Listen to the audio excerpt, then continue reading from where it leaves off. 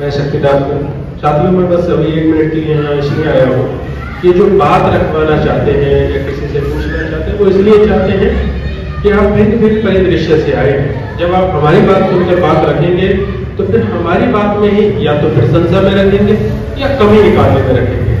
लेकिन जब आप अपनी बात रखेंगे तो मकसद एक है।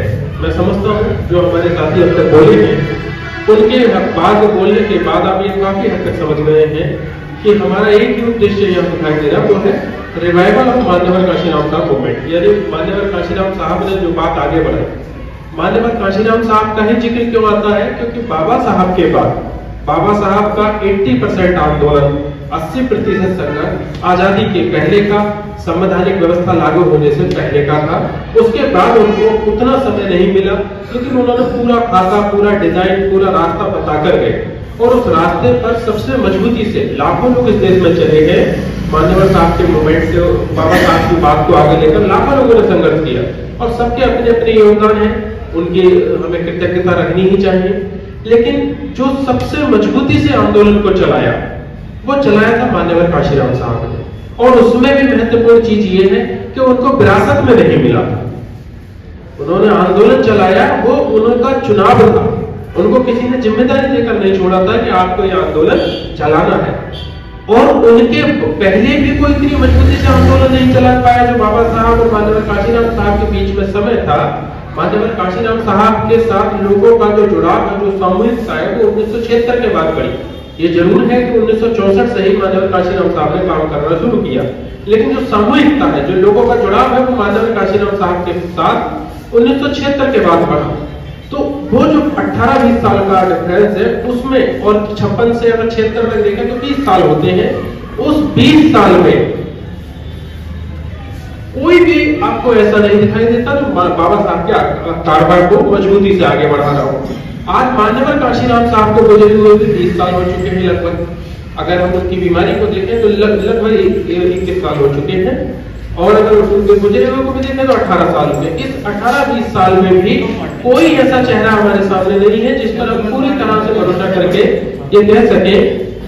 अगर कोई और जरूरी काम है तो मैं थोड़ी देर वेट कर बना है, वो कार्य पूरा होने से कोई दुनिया की ताकत रोक नहीं सकता। राजस्थान में सफल होने से कोई रोक नहीं सकता। मेरी आवाज अगर तुमसे, भाषण बहुत सारे होते हैं और बहुत सारे चले जाते हैं, भाषण के सुन के भी चले जाते हैं, लेकिन सफल वो होता है जो उस पर अमल करके उसको आगे बढ़ाता है। इसलिए सम्मानित साथियों, जिन लोगों ने हाथ खड़े किए बाबा साहब की मानते हैं, वो दोबारा से हाथ खड़े करें और ये कहे कि 5 साल में हम इस राजस्थान की धरती में मान्यवर काशीराम के सपने को पूरा करके उस सीएम की सीट पे अब इस विचारधारा का व्यक्ति हम बिठाएंगे। ऐसी सोच के साथ वो लोग काम करें। गारंटी की बात है कि 5 लोग मिल जाते हैं तो राजस्थान में कोई दूसरी सरकार बनने की हिम्मत नहीं कर सकती। क्या वो लोग अपने हाथ खड़े करके एहसास करा सकते बैठे हुए सभा के अंदर बैठे हुए लोगों को, जो भी जिसके भी दिल में दर्द है वो आए और आकर के खड़ा होकर इनको एहसास कराए कि हाँ, हम ये काम करने के लिए तैयार है। इसलिए सम्मानित साथियों, मुझे एक भी आदमी ने दोबारा से हाथ खड़ा करते हुए नजर लिया। यहां आके एहसास कराओ कि हाँ, 5 साल में राजस्थान की धरती में बाबा साहब अम्बेडकर के सपने को चाहे कुछ भी हो जाए हम पूरा करके ही दम लेंगे। मैं अपने तन, मन, धन और शरीर से पूरी तरह से निछावर हूं। मेरे जाने जरूरत पड़े मैं पूरी तरह से तैयार हूं सपने को पूरा करने के लिए।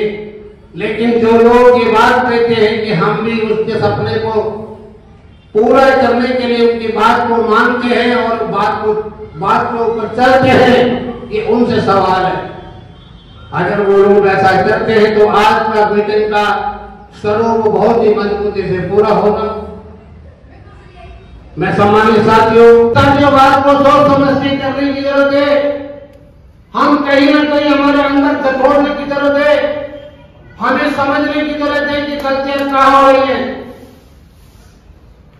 अम्बेडकर, बाबा साहब अम्बेडकर को सिर्फ एक व्यक्ति ने समझा, बाबा साहब अम्बेडकर को सिर्फ एक व्यक्ति ने जाना, बाबा साहब अम्बेडकर को सिर्फ एक व्यक्ति ने महसूस किया, बाबा साहब अम्बेडकर की सिर्फ एक व्यक्ति ने बात को माना, और जो महान पुरुष का नाम था मान्यवर साहब काशीराम जी।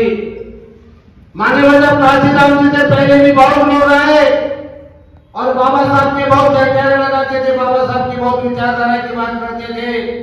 जब मान्यवर साहब बात करते थे तो लोग बाबा साहब के जो चर्चा करने वाले काशीराम के ऐसे उठा देते थे, लेकिन काशीराम कहते थे कि चाहिए जो विरोध, जिस विरोध का हम बात करते हैं, हमारा विरोध किसी व्यक्ति से नहीं है, हमारा विरोध किसी भी सब्जेक्ट से नहीं है। कोई मंदिर में जाए, कोई मस्जिद में जाए, कोई गुरुद्वारे में जाए, कोई जहां मर्जी जाए, उसकी इच्छा जाए, लेकिन हमारी समझ यहां नहीं है। हर व्यक्ति अपनी तरक्की के बारे में सोचता है, हर व्यक्ति अपनी तरक्की के बारे में सोचता है कि नहीं सोचता है। लेकिन हजारों साल बीतने के बाद, देश की आजादी के 75 साल बाद भी ये जो गरीब समाज है, दुराचार समाज है, जो प्रभु को ले जाने का काम किया, गलत दिशा बताने का काम किया, इसलिए समाज ने जहां उन्होंने बताया वहीं जाके समाज ने अपना काम को अंजाम दिया। इसलिए समाज बहुत पवित्र है, ठीक होना चाहिए तो हमें होना चाहिए।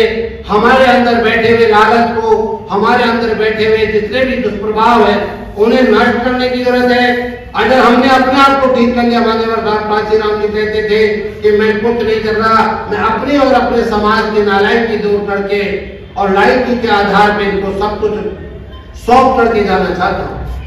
कोई भी चीज नालायकी के दम में नहीं मिलती, लायकी के दम में मिलती है। यदि हमने लायकी पैदा कर ली तो सब कुछ हो जाएगा। और मैं धन्यवाद देता हूँ नौजवान भाई शक्ति का, ये बिल्कुल नौजवान है, अभी यंग है। मान्यवर काशीराम जी भी इनसे ज्यादा उम्र के थे जब इस मोमेंट में, लेकिन इन्होंने इस छोटी उम्र में इस बात को किया।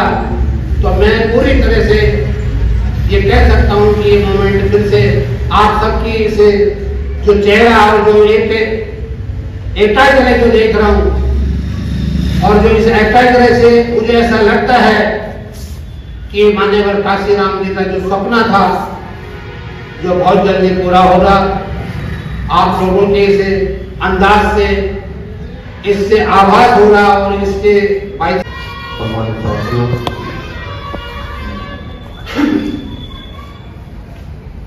हल्की सी मैं अपने परिचय के तौर पर मैं अपनी थोड़ी सी बातें कहना चाहूंगा कि मैं इस मिशन या मूवमेंट में कैसे आया। साथियों, मेरा नाम हीरालाल बैरवा है और मैं तो नेता के पीछे लगने से कोई मतलब नहीं है। संगठन बिखर जाता है तो कितने तो दर्शन और प्रतीक के साथ समाज को जो जोड़ने के जो तरीके हैं वो एक एजेंडा चलाया जाता है। तो ये दुश्मन का एजेंडा है, दुश्मन के दूसरे पाले की बात है कि कैसे वो झूठ के साथ समाज को जोड़े, कैसे झूठे प्रतीकों के साथ समाज का विमर्श खड़ा करें। तो वो कैसे कर लेते हैं? तो वो 3 पॉइंट एजेंडा चलाते हैं। कौन सा? कि हर व्यक्ति के अंदर आस्था होनी चाहिए, यानी भक्ति भाव होना चाहिए। भक्ति और दूसरा होना चाहिए, भक्ति के साथ समाज कैसे जुड़ेगा? तो भक्ति के अपने प्रतीक है, तो प्रतीकों के साथ समाज जुड़ना चाहिए। और प्रतीकों के साथ जोड़ने का तरीका क्या है? अब तरीका है कि भक्ति और प्रतीक उनको सामाजिक मान्यता मिलनी चाहिए। तो सामाजिक मान्यता कैसे मिलेगी? तो मेरे ख्याल से उनका मैं बता रहा हूं, आरएसएस जो चलाता है 3 पॉइंट एजेंडा चलाता है, भक्ति, मनुस्मृति और काल्पनिक प्रतीक। ये 3 चीजों के साथ समाज को जोड़ता है। अब उनको इंप्लीमेंट कैसे करता है? तो इंप्लीमेंट करने का एक ही तरीका है कि सामाजिक संस्कारों के ऊपर कब्जा करो। समाज कहां इकट्ठा होता है? ऐसी हम मीटिंग कोशिश करेंगे तो 40-50 आदमी इकट्ठा होंगे, और वो भी ज्यादातर वही इकट्ठा होंगे जो हमेशा इकट्ठा होता है। तो फिर नए लोगों के बीच में कैसे जाए? तो आरएसएस ने या मनुवादियों ने अपना एजेंडा बनाया कि जन्म संस्कार, विवाह संस्कार, मंगल संस्कार, मरण संस्कार, ये 4 संस्कारों के माध्यम से समाज इकट्ठा होता है और फोकट में इकट्ठा होता है। सारा पैसा उसका होता है जो संस्कार कराता है, और पंडित जी या उनके जो लोग हैं वहां पहुंच जाते हैं और वो क्या करते हैं, वो अपना 3 पॉइंट एजेंडा लागू करते हैं। क्या लागू करते हैं? कोई भी कार्यक्रम भक्ति भाव के बगैर शुरू नहीं होना चाहिए, उसमें भगवान की स्तुति होनी चाहिए। फिर दूसरा क्या है, वो फिर प्रतीकों की मूवमेंट चलाते हैं, यानी शादी का कार्ड छापेंगे तो गणपति पहले होगा, भागवत करेंगे, बहुत सारी चीजें वो करते हैं। तो ये बात लंबी हो जाएगी, तो कम से कम शब्दों को कहना चाहता हूं। तो वो अपना 3 पॉइंट एजेंडा चलाते हैं, भक्ति मार्ग पर चलना है और जो अज्ञान के प्रतीक है उनके साथ जुड़ना है और अज्ञान के प्रतीकों को घर की दीवार पर रखना, वहां तक वो पहुंचाने का काम करता है। तो फिर इसकी काउंटर स्ट्रेटेजी क्या है? उससे क्या बनता है? हिंदू बनता है। भक्ति से अज्ञान पैदा होता है और अज्ञान से भगवान पैदा होता है। जो भगवान को मानता है वो हिंदू कहलाता है। जैसे ही भगवान को जब मानता है, एक भक्ति भी मानता है और एक ब्राह्मण भी मानता है, भगवान के नाम पे सारे इकट्ठा हो जाते हैं और जैसे ही वो हिंदू बनता है तो उसके ऊपर हिंदू का कानून लागू हो जाता है, वो है मनुस्मृति। वो अपना आप लागू हो जाता है। केवल उनका एक एजेंडा रहता है, हर आदमी आस्थावादी होना चाहिए, भगवान को मानने वाला चाहिए, इस पर वो काम करते हैं और भगवान के नाम पर पूरा हिंदू समाज इकट्ठा है। यानी एक कॉमन आइडेंटिटी भगवान है तब तक हिंदू है और जब तक हिंदू है तब तक ब्राह्मण ब्राह्मण है, क्षत्रिय क्षत्रिय, वैश्य वैश्य, शूद्र शूद्र, अमुक जाति के अमुक जाति के अमुक जाति के। तो इस तरीके से स्थिति रहने वाली। तो अब इसकी काउंटर स्ट्रेटेजी क्या होनी चाहिए? हम बहुजन समाज बनाना चाहते हैं, तो बहुजन समाज, बहुजन जो लोग हैं एससी ओबीसी माइनॉरिटी, इनकी कॉमन आइडेंटिटी क्या होनी चाहिए? तो इनका कॉमन आइडेंटिटी है इनका दर्शन। अब इनका दर्शन क्या है? उनका दर्शन अज्ञान यानी भगवान, झूठ है। तो हमारा दर्शन क्या है? हमारा दर्शन अगर कोई दुनिया में सच है तो सच का जो सिंबल है तो बुद्ध है। अब बुद्ध की बात करेंगे तो ये तो चमारों का होगा, तो दूसरी जाति के लोग क्यों जुड़े? तो बुद्ध की बात नहीं करते हुए बुद्ध तक यदि लोगों को पहुंचाना है तो बुद्ध तक पहुंचाने के रास्ते को हमें सामाजिक मान्यता दिलानी है। जैसे भगवान तक पहुंचाने का जो रास्ता है वो भक्ति है, अल्लाह तक पहुंचाने का रास्ता इबादत है, गौर तक पहुंचाने का जो रास्ता है वो प्रेयर है। जैसे जो व्यक्ति इबादत कर रहा है वो अल्लाह के, उसके सामने अल्लाह खड़ा है, जिसके सामने अल्लाह खड़ा है वो मुसलमान है और जैसे वो मुसलमान बनता है उसके ऊपर शरीयत लागू हो जाती है, जैसे हमारे ऊपर मनुस्मृति लागू है। ठीक जैसे ही जो आदमी प्रेयर करता है उसके सामने गौर खड़ा है और जो गौर को मानता है उसके ऊपर बाइबल अपना आप लागू हो जाती है। तो हमारे ऊपर लोकतांत्रिक जो व्यवस्था है वो लागू होनी चाहिए। तो उसके लिए उसका दर्शन होना चाहिए, तो हमें उसके दर्शन पे काम करना। जितने भी हमारे महापुरुष रहे हैं उन्होंने दर्शन पे काम किया, चाहे वो काशीराम जी हो, चाहे वो बाबा साहब हो, चाहे बुद्ध हो, चाहे सम्राट हो, फुले हो, पेरियार हो, सारा का सारा जो ध्यान है वो दर्शन पे गया, क्योंकि दर्शन आदमी को इकट्ठा करता है। तो हमारा जो दर्शन है वो सत्य दर्शन है और सत्य दर्शन का जो रास्ता है वो ध्यान मार्ग है। भक्ति मार्ग का जो काउंटर स्ट्रेटेजी है वो ध्यान मार्ग है।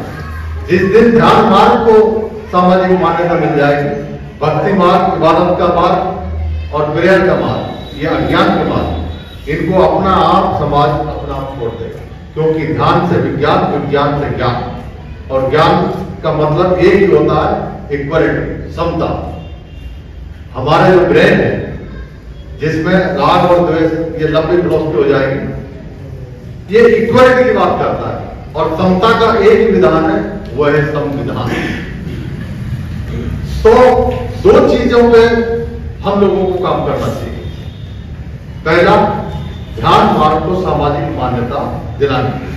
जैसे जैसे ध्यान मार्ग को सामाजिक मान्यता मिलेगी, वैसे वैसे समाज अपने आप इकट्ठा होता जाएगा, तो उसको अपना दर्शन मिल जाएगा। और जैसे जैसे उसको दर्शन मिलेगा, वो समता की या लोकतांत्रिक चीजों देश ने काम किया वो अकेले महाराष्ट्र ने किया, लेकिन वही जो लोग हैं जो नाम स्टेशनों के बदल रहे हैं, उन्होंने उसमें से रन निकाल लिया, अब वो महाराष्ट्र हो गया। हम कहीं और की भी बात करें, अगर ये पूरा देश जो चल रहा है वो महाराष्ट्र की तो देन है, बाबा का संविधान बाबा वहीं से देन है। ये पूरा जो देश जो चल रहा है आज, वो सब महाराष्ट्र की देन है, बाबा साहब। उनसे भी पहले की अगर बात करते हैं हम, ज्योतिबा फुले महाराष्ट्र से, गलत कह रहा हूं मैं, वो भी महाराष्ट्र से, लेकिन उसके बावजूद भी क्या हमने राजनीतिक संरक्षण प्राप्त किया? क्या राजनीतिक पार्टी के अंदर हम लोगों का वजूद रहा? बाबा साहब कोई पार्टी बना के जीत पाए? नहीं हुआ होगा, ये कार्य नहीं हुआ। लेकिन मैं वहीं से बात कहता हूं, दूसरा एक शब्द था ये कि आंदोलित होना। और दीना भाना नाम का एक व्यक्ति जो जयपुर के पास बागास, वहां का रहने वाला, थोड़े टाइम बाद में वो सारी साधु पहुंचा और फिर DRDO के अंदर गया, और वहां पर वो सिर्फ उसने इतनी सी डिमांड रखी थी कि भाई 14 अप्रैल को मेरे को ये इसका राष्ट्रीय अवकाश रख दिया जाए, लेकिन ना माना और वो अनशन पर बैठ गया। उसकी छुट्टी भी कैंसिल कर दी, उसको ड्यूटी से भी निकाल दिया। लेकिन आंदोलन देखो उसका, अकेले का आंदोलन, हमसे संगठन की बात करते हैं, उसका अकेले का आंदोलन बैठ गया, उसकी नौकरी चलेगी, सब कुछ चलेगी। और उसी दौरान जब काशीराम जी और वहां पर वो जो